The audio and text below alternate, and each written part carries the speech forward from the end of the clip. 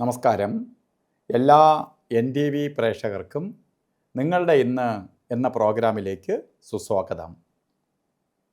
ഇന്ന് 2025 മെയ് മാസം 14-ാം തീയതി 1200-ാം ആണ്ട് മേടമാസം 31-ാം തീയതി.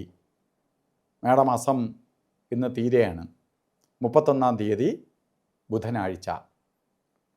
വളരെ ഗുണഫലത്തെ പ്രദാനം ചെയ്യുന്ന ദിവസമാണ് ബുധനാഴ്ച. ഇന്നത്തെ നക്ഷത്രവും അനിഴം നക്ഷത്രമാണ്. അനിഴം ശരിക്കും പറഞ്ഞാൽ ശുഭനക്ഷത്രത്തിൽ പെടുന്നതാണ് അനിഴം. അപ്പോൾ നക്ഷത്രം കൊള്ളാം, ദിവസം കൊള്ളാം. ബുധനാഴ്ച. ബുധൻ എന്ന് പറയുമ്പോൾ പ്രവൃത്തികാരകനാണ് ബുധൻ. നമ്മളെപ്പോഴും തൊഴിലിനെ കാണിക്കുന്നത് ബുധനാണ്. അപ്പോൾ നമുക്കിന്ന് ബുധൻ എന്ന് പറയുമ്പോൾ തൊഴിലുമായി ബന്ധപ്പെട്ട് ഒരു ജോലിക്ക് ഇൻ്റർവ്യൂവിന് പോകാനോ, ഒരു ആപ്ലിക്കേഷൻ അയക്കാനോ, മറ്റെന്തെങ്കിലും ബിസിനസ് സ്റ്റാർട്ട് ചെയ്യാനോ, ബിസിനസ്സുമായി ബന്ധപ്പെട്ടുള്ള മേൽ നടപടികൾ സ്വീകരിക്കാനോ ഏറ്റവും അനുകൂലപ്രദമായ സമയമാണ് ഇന്നത്തെ ദിവസം ബുധനാഴ്ച. മേടമാസത്തിലെ അനിഴ നക്ഷത്രം ബർത്ത്ഡേ വന്നിട്ടുള്ളവർക്ക് ഒരു വർഷത്തെ ഫലത്തെ നിങ്ങൾ ചിന്തിക്കുമ്പോൾ നിങ്ങൾക്ക് വളരെ ഗുണപ്രദമായ ഒരു വർഷമാണ് ബുധനാഴ്ച കൂടി വന്നിരിക്കുന്നത് കൊണ്ട്. ഉദ്യോഗത്തിൽ ഇരിക്കുന്ന ആളാണെങ്കിൽ ഉദ്യോഗ കയറ്റം കിട്ടും. ഇല്ല, ജോലിയില്ല, ഒരു ജോലി തേടുന്ന ആളാണെങ്കിൽ നിങ്ങൾക്ക് ജോലി കിട്ടും.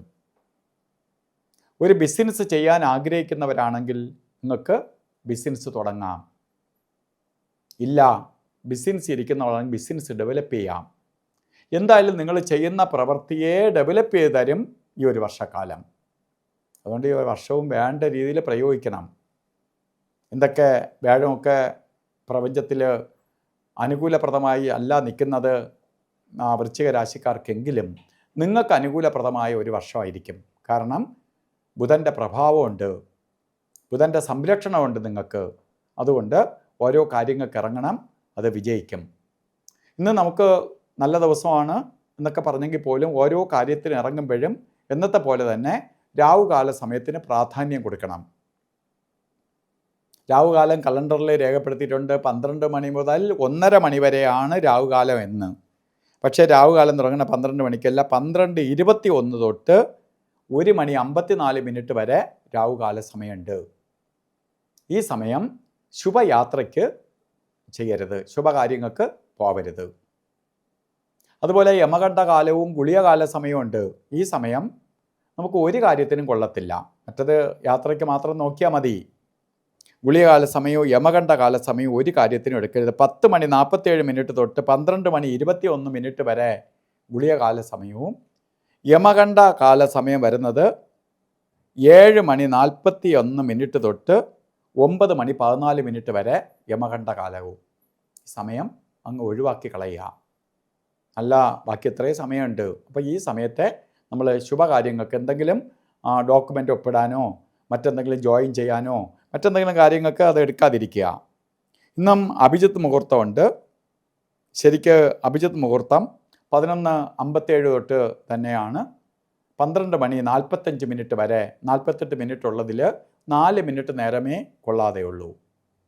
അപ്പോൾ ശുഭകാര്യങ്ങൾക്ക് നമുക്ക് ഈ സമയം എടുക്കാം.